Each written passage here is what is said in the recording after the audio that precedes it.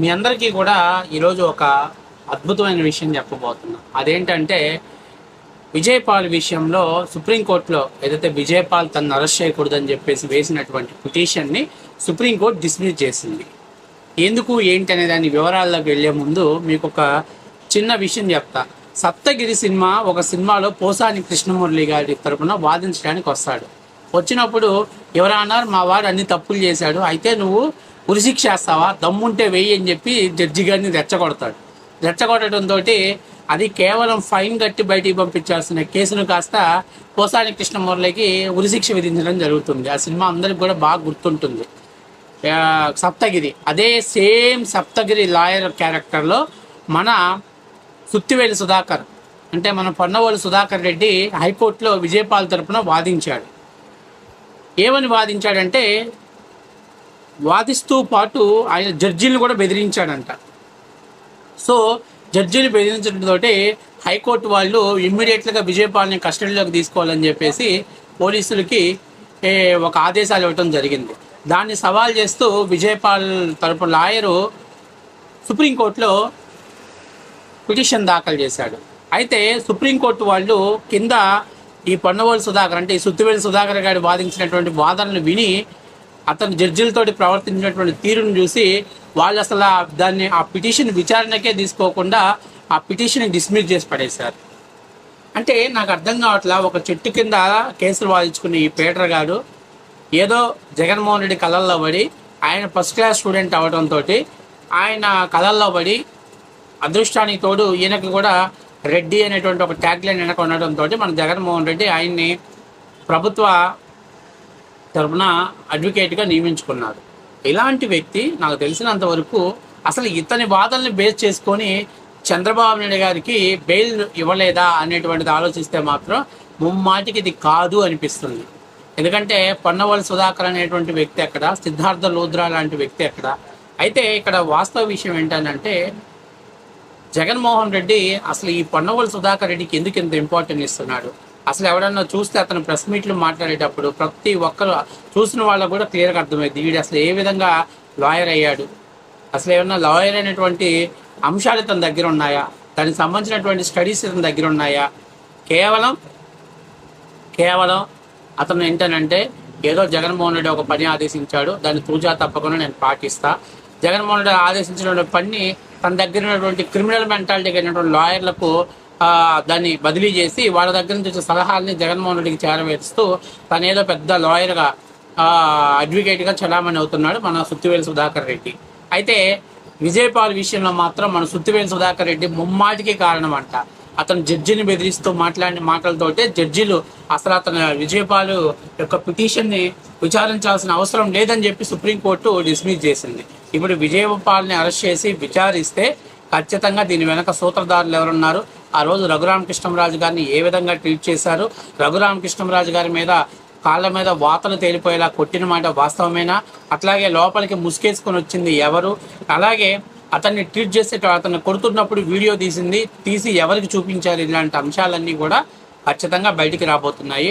అంతేకాకుండా అప్పట్లో రఘురామకృష్ణంరాజు గారు కోర్టులో నన్ను కొట్టారు అని చెప్తే అప్పట్లో పరిశీలించినటువంటి జీజీహెచ్ సూపరింటెండెంట్ అలాంటివి ఏమీ లేవని చెప్పటం, ఆ స్టేట్మెంట్ ఇవ్వటానికి వెనకాల ప్రోద్బలం ఎవరున్నారు ఏంటి అనేది కూడా ఆ కుట్రా కేసులో కోణాలన్నీ కూడా బయటికి రావాల్సిన సమయం ఆసన్నమైంది. ఇక నాకు తెలిసినంత చాలా తక్కువ టైంలోనే మనోడు విజయపాల్ని కస్టడీలో తీసుకోవడానికి ఏపీ పోలీసులు సంసిద్ధమై ఉన్నారు. ఏది ఏమైనా గోడితో పోయేదాన్ని గొడ్లలా తెచ్చుకున్నాడు. అరే ఫస్ట్ క్లాస్ స్టూడెంట్ లాగా ఉన్న జగన్మోహన్ రెడ్డి గారు ఇట్లాంటి తుప్పాసోని ఇలాంటి తుప్పలా తిరిగేటువంటి సుత్తివేలి సుధాకర్ని స్థాయికి మించినటువంటి హైకోర్టులో వాదనకు వినిపించటం, వాదనలో పస లేకపోయినప్పటికీ జడ్జీలను బెదిరించటం, జడ్జీలని బెదిరిస్తున్నట్టు మాట్లాడటంతో దాన్ని జడ్జీలు సీరియస్గా తీసుకొని అది విజయపాల్ని తక్షణమే పోలీసులు కస్టడీ తీసుకోవాలని చెప్పటం. అయితే ఆయన మళ్ళీ తనని ప్రొటెక్షన్ చేయాలని చెప్పేసి ఏదైతే సుప్రీంకోర్టుకి పంపించినటువంటి పిటిషన్ కూడా డిస్మిస్ అవడంతో ఇప్పుడు ఇక విజయపాల్ని పోలీసులు కస్టడీలో తీసుకొని విచారణ సాగించాలని చెప్పేసి సాగించబోతున్నారు. ఆ సాగిస్తే ఇందాక ఏదైతే చెప్పానో ఆ ఎపిసోడ్ అంతా కూడా బయటకు వచ్చే ప్రమాదం ఉంది. సో మొత్తం మీద అధికారం ఉంది కదా అని అప్పట్లో ఎగిరెగిరి పడినటువంటి అప్పటి ఎవరైతే సిఐడి చీఫ్గా ఉన్న సునీల్ కుమార్ కానివ్వండి, లేకపోతే జగన్మోహన్ రెడ్డి ఆదేశాలని బేఖాతరుగా శిరసావహించినటువంటి అప్పటి హాస్పిటల్ ప్రభావతి సూపరింటెండెంట్ ప్రభావతి గారు కానివ్వండి, ఇంకా ఈ కేసులో ఉన్నటువంటి విజయపాల్ కానీ వీళ్ళందరికీ కూడా తక్షణమే న్యాయస్థానంలో విచారణ జరిగింది. ఖచ్చితంగా వీళ్ళకి శిక్షలు పడే అవకాశం ఎక్కువగా ఉంటుంది. దీన్ని బట్టి అర్థం చేసుకోవాల్సింది ఏంటంటే, అధికారం ఉంది కదా అని ఎగిరెగిరి పెడితే ఖచ్చితంగా అధికారం పోయిన రోజు ఇలాంటి తప్పుడు పనులు చేసిన ప్రతి ఒక్కరికి కూడా పనిష్ అనేది తప్పనిసరిగా జరుగుతుంది. అయితే అత్యంత ముఖ్యమైన విషయం, మన సుత్తివేలు సుధాకర్ ఈ మధ్య ప్రెస్ మీట్లు పెట్టి తెగ వాగుతున్నాడు.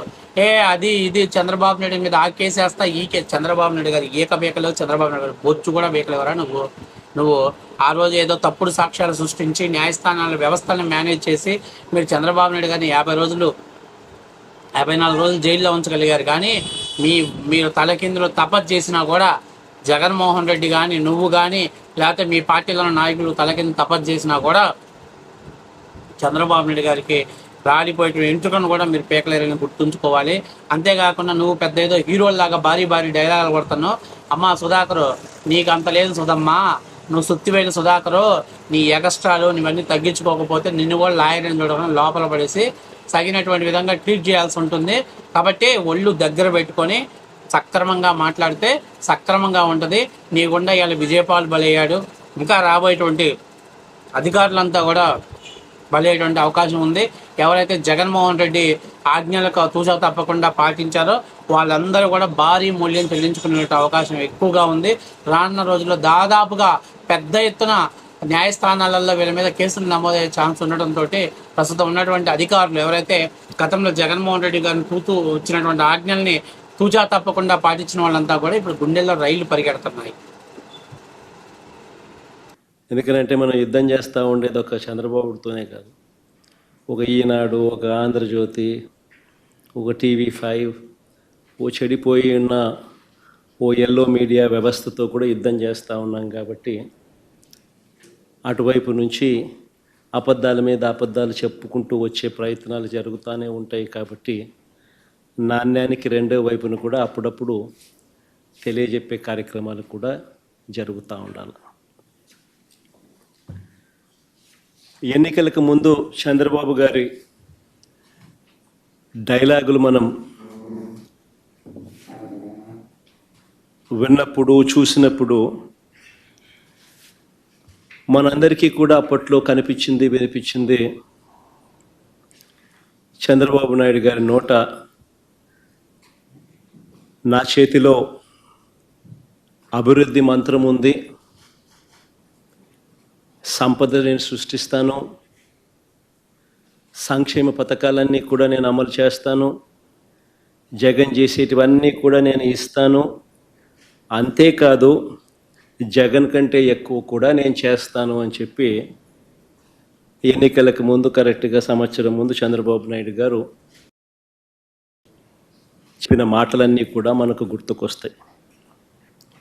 నేనైతే రాష్ట్రాన్ని బాగు చేస్తానని కూడా, జగన్ హయాంలో రాష్ట్రం శ్రీలంక అయిపోయిందని కూడా, ఇటువంటి తప్పుడు మాటలు కూడా చంద్రబాబు నాయుడు గారు చెప్పుకురావడం కూడా మనం విన్నాం.